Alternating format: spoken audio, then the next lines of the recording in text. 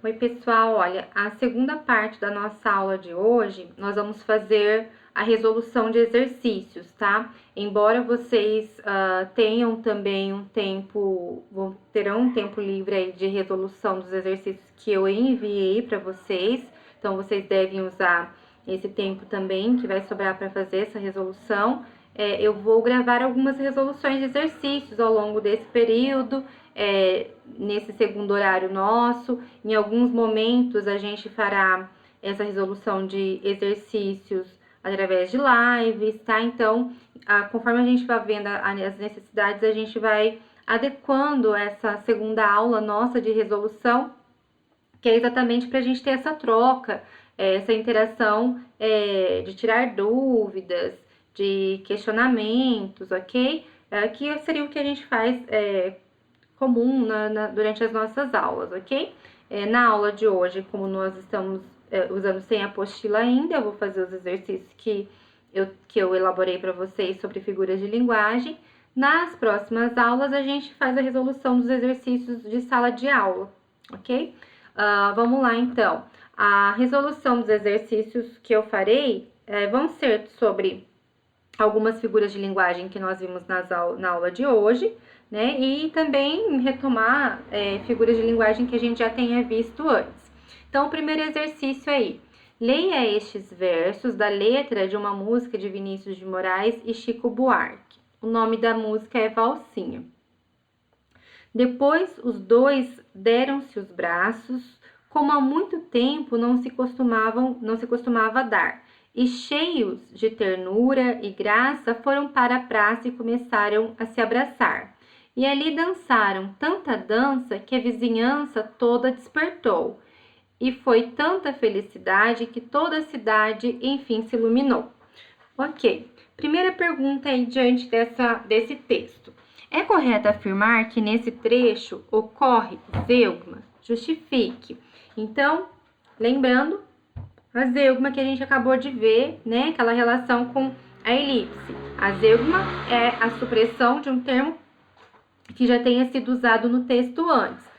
Será que a gente tem uma zeugma aí? E qual é ela, tá? Então, quando a gente pensa aí, ó, vamos pensar. Depois os dois deram-se os braços, como há muito tempo não se costumava dar. E cheios de ternura e graça, foram para a praça e começaram a se abraçar. Começando aqui, quem é, né, que estava cheios de ternura? Quem é o sujeito desse foram, desse começaram? Quem é que se abraçaram, né? Ali, dançaram. Quem? Quem é o sujeito desse verbo dançaram? Então, a gente tem sim uma zeugma. Que zeugma é essa? A supressão do termo dois, né? Os dois. Então, que é o sujeito desses verbos que vem depois, que é o sujeito dessas ações, desses adjetivos que vem depois, tá? Então, sim, há sim uma zeugma. Eu coloco o sujeito lá, dado lá em cima, e depois eu vou retomando esse sujeito por meio de pronomes, por meio de adjetivos, pela conjugação verbal. Então, isso é uma zeugma, é uma elipse, é aquilo que a gente pede para vocês fazerem nas redações, como eu já disse para vocês antes, ok? A letra B. Os versos descrevem uma série de ações que dão uma sequência. Identifique a palavra que, nesse trecho, é fundamental para vincular essas ações e sugerir a ideia de continuidade.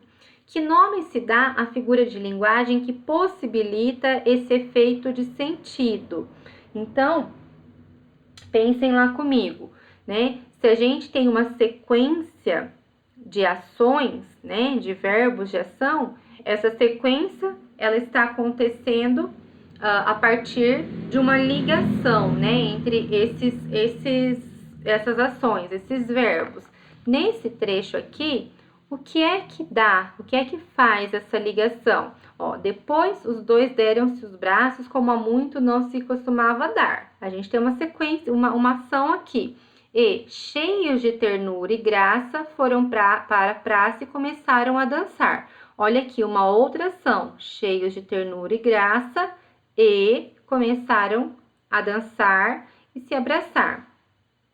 E ali dançaram tanta dança, olha o E de novo, tá? Então, esse E, que é uma conjunção aditiva, nós falamos agora há pouco na nossa aula sobre essa repetição das conjunções, tá? Então, a repetição do E, que é uma adição, e também do NEM, né, que funciona como conjunção aditiva também, dá essa sequência. E aí, como é que a gente chama essa figura de linguagem que vai fazendo a repetição de conjunções?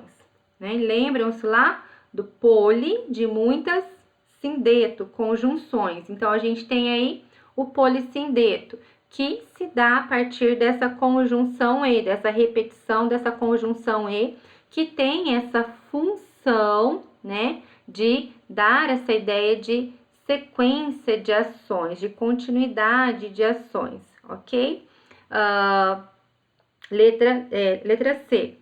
Em um dos versos há um pleonasmo, identifique-o. Então, o que é o pleonasmo? A repetição do mesmo, né? Uma coisa, a repetição de uma obviedade. Onde é que a gente tem um pleonasmo nesse texto? Quando eu digo que dançaram tanta dança, isso é um pleonasmo, porque tem como dançar outra coisa que não seja dança, né? Então, o pleonasmo tá aí, dançaram uma dança, dançaram tanta dança, né? Se dançaram, obviamente, é uma dança. Então, o pleonasmo, ele tá muito vinculado a essa ideia de obviedade, do tipo, quando vocês viram para o colega, é óbvio, né? Então, isso é um pleonasmo, quando o colega fala alguma coisa que para vocês parece uma obviedade, né? Repete uma coisa que parece uma obviedade do tipo, a professora Lilian é muito legal, né? Pleonasmo, porque Lilian e legal são a mesma coisa. Brincadeira. Beleza, então, vamos lá. Segundo exercício que a gente tem aí. Identifique qual é a figura de linguagem predominante nos textos de A a E. E olha lá, falei na aula que o mesmo texto pode ter mais de uma figura de linguagem. Aqui eu quero saber qual que é a figura de linguagem predominante, tá? Então, tem que ficar atento aí a isso, essas palavrinhas chaves dos comandos de produção, tá? Dos enunciados. Vamos pensar na letra A. O projétil bateu musical na água e deve ter caído bem no meio da flotilha de marrecos que grasnaram. Quack, quack, quack. Ok. Se a gente for pensar nas figuras de linguagem que estão presentes nesse texto, a gente vai pensar aí na metáfora, né? Porque, o projétil bateu musical na água. Então, quer dizer, ele está fazendo uma assemelhação, né? Uma ligação entre essa ideia de bater, né? Do projétil, né? Uma bala bater na água e fazer aquele som. E aí, esse som que é musical. Ele está fazendo aí fazendo uso de uma metáfora. Mas é a predominante? Não, né? Quando a gente fala em predominante, o que aparece, o que grita aos nossos olhos? A onomatopeia, né? Que é esse som aí que os marrecos fazem. Então, aqui, a figura de linguagem predominante na letra A está marcada aqui pelo quá, quará, quá, quá, que é o som dos marrecos, ok? Letra B. Cada alma é uma escapada para Deus. Cada alma é um corredor universo para Deus. Cada alma é um rio correndo para as margens do externo, para Deus e em Deus, com um sussurro noturno. Ok. O que a gente tem aí de figura de linguagem, né? Nós temos algumas repetições que podem nos levar para alguns lugares, né? Para algumas sugestões de figuras de linguagem que a gente pode encontrar nesse texto. Mas o que predomina? Lembram-se lá, né, de qual figura de linguagem que faz com que todo começo, né, de orações ou de versos comecem com o mesmo termo? A gente tem, ó, cada alma, cada alma, cada alma. Então, todos os versos começam com a mesma expressão. Essa figura de linguagem que faz essa repetição de expressões no início da oração ou do verso chama-se anáfora. Então, a figura de linguagem mais evidente, né, a predominante nesse trecho aí, na letra B, é a anáfora, ok? Letra C. Eu vou publicar os seus segredos. Eu vou mergulhar sua guia.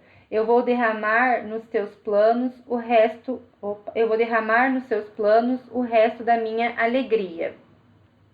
E aí, o que a gente tem aí de figura de linguagem? Qual que é a diferença desse texto para o texto anterior? A gente tem repetições? Também temos. A gente repete os mesmos termos também no início, né, de cada verso? Também, então, eu vou, eu vou, eu vou, tá? Então, percebam que essa repetição é o que marca essa figura que é a anáfora, belezinha? Letra D. Rinde e range, roquenha a rígida moeda. É até difícil de ler, né? Então, a gente percebe aí uma repetição sonora, né? Então, quando a gente tem essa sonoridade de repetição de letras que geram um som, a gente tem a possibilidade de duas figuras de linguagem. Uma que repete as consoantes e a outra que repete as vogais abertas e fechadas.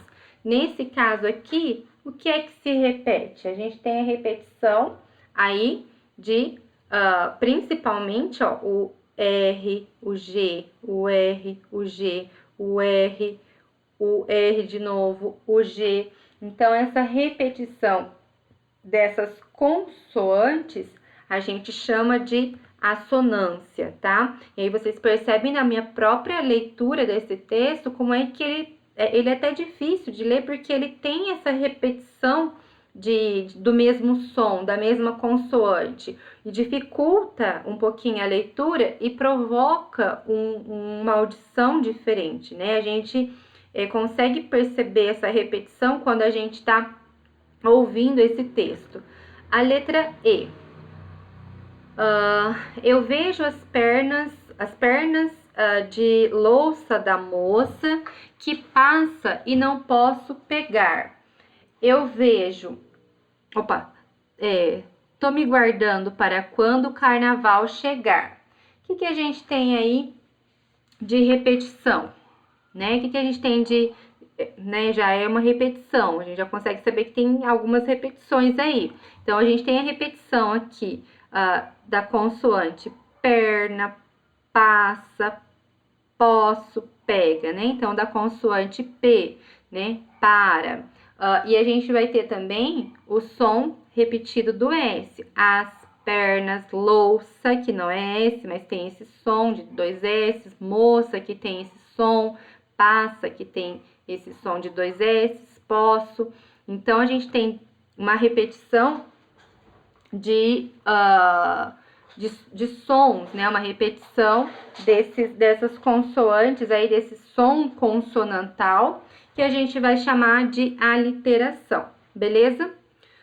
Dúvidas até aqui? Qualquer coisa, mandem um WhatsApp olha, não entendi o exercício número tal, a letra tal, tá? Que aí a gente vai tentando ajustar algumas coisas. E aí, a gente vai ter aí o número 3, o exercício número 3. Aí, no exercício número 3, a gente tem um enunciado um pouquinho mais longo e a gente tem um texto não verbal, que tem, né, que faz parte desse texto não verbal, que é toda, né, essa charge aí que tem as falas dos personagens. Então, vamos lá. Para interpretar adequadamente a crítica social expressa na charge abaixo, então, prestem atenção que o enunciado já me dá uma dica, né? Quer dizer, ele já está afirmando para mim que há uma crítica social. Mesmo que eu queira negar isso, isso já está dado pelo enunciado. Então, isso já deve ser levado em consideração no momento em que eu vou fazer a análise, a interpretação desse texto, ok? É necessário relacionar a fala do homem à cena como um todo e identificar nessa relação a presença de 3 figuras de linguagem que se realizam verbal ou visualmente. Então, a gente tem aí a fala do homem, né? Que é que belíssimo Portinari, madame. E aí a gente tem uma imagem, né? Da janela, a gente tem a imagem de algumas obras de arte e a gente consegue perceber que essas pessoas estão ali tomando champanhe, estão todas vestidas de preto, né? Muito bem vestidas, com joias.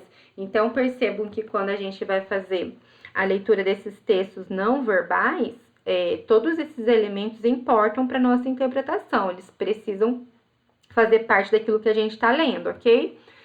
Continuando, né? E ele já disse aí para nós também que tem 3 figuras de linguagem, então vamos caçar essas 3 figuras de linguagem que tem aí.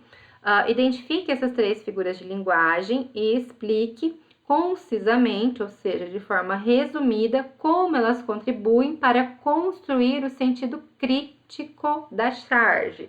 Então, significa que quando a gente faz uso de figuras de linguagem, como eu já disse para vocês, a gente sabe que isso é intencional e que isso promove sentidos, produz sentidos diferentes daqueles que seriam produzidos se a gente não fizesse uso dessas figuras de linguagem. Bem, a primeira coisa que eu preciso pensar quando eu vou ler essa charge aí e analisar ela. Eu sei quem é Portinari? Meu Deus, quem é esse cara? Meu Deus, por que é que ele falou do Portinari? Que relação é essa que ele está fazendo entre a fala desse homem e a cena da qual ele está falando? Então, eu preciso ter referência, eu preciso ter conhecimento de mundo.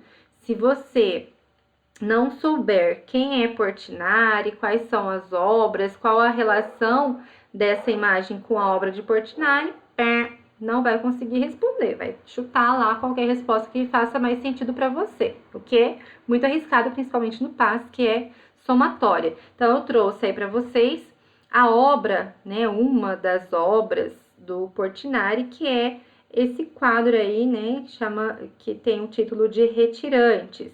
Então, o que tem nesse quadro? Faz referência a esse pessoal, né, que foge da seca do Nordeste, e percebam as pessoas, né, muito pobres, né? Olha, uma criança de colo muito magra, outra criança de colo muito magra, outra criança que sem roupa, né, barrigudinha, magrela, né? As pessoas com essa cara sofrida num terreno árido, né, com ossos de animais que foram morrendo pelo caminho. Então, eu preciso reconhecer essa obra, fazer referência a ela, lembrar-me dela, para que eu consiga, de fato, interpretar essa charge e responder essa questão, ok?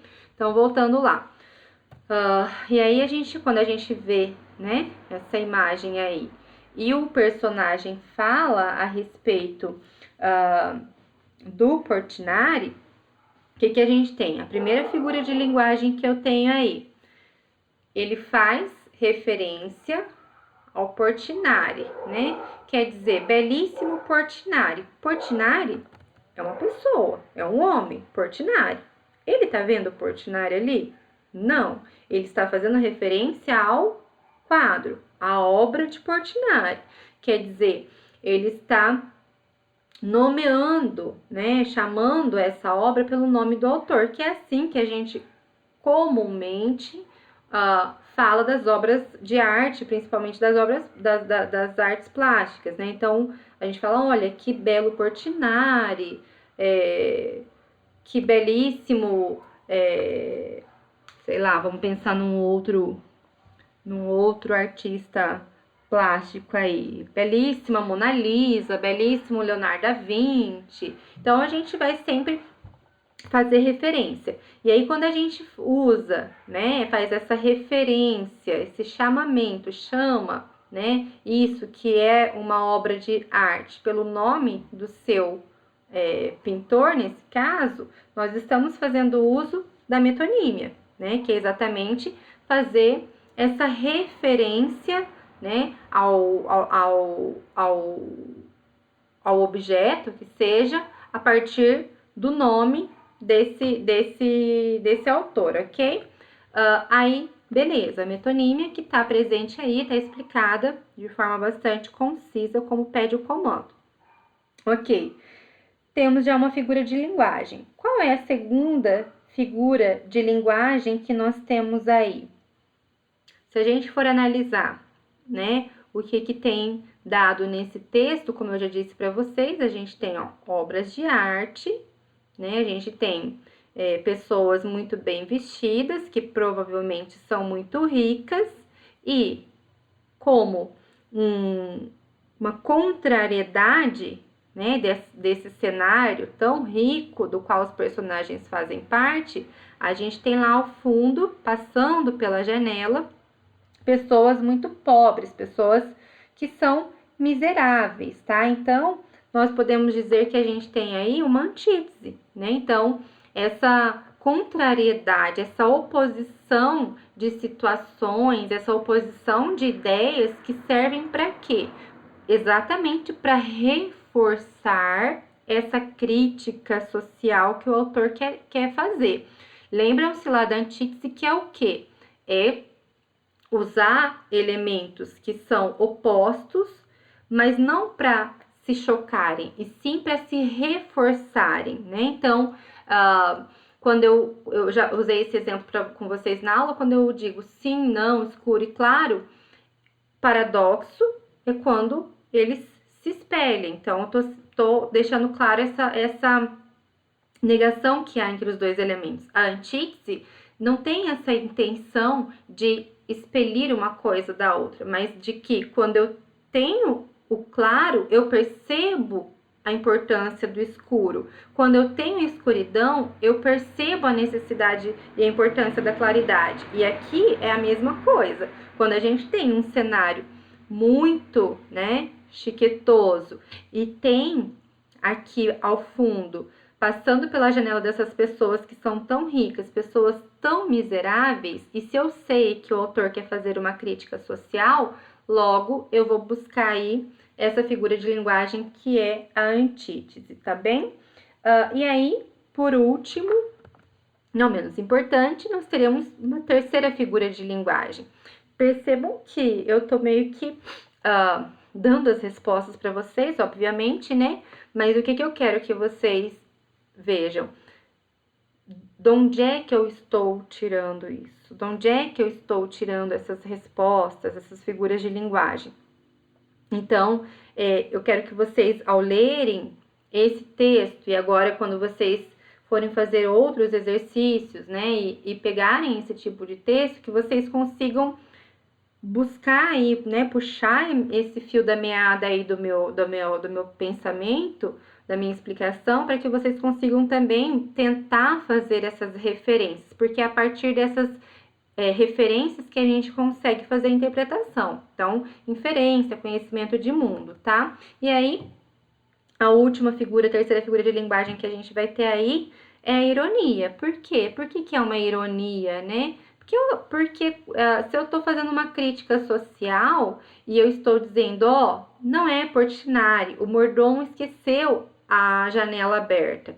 Pensem bem, a primeira coisa, dizer que o mordomo, né, que não se compara à riqueza que essas pessoas têm, esqueceu a janela aberta, como se o fato de esquecer a janela aberta fosse um erro, porque as pessoas que estão ali dentro vão ver passar na rua aqueles pobres, isso já é por si só, já tem uma carga semântica, um sentido, né, uma produção de sentido, um peso grande, porque quando a gente esquece alguma coisa, não é legal. Não é legal esquecer a data de aniversário da mãe, não é legal esquecer que marcou horário com uma pessoa, com um médico, não é legal esquecer o material da aula em casa. Então, só esse verbo já tem uma carga semântica, tá?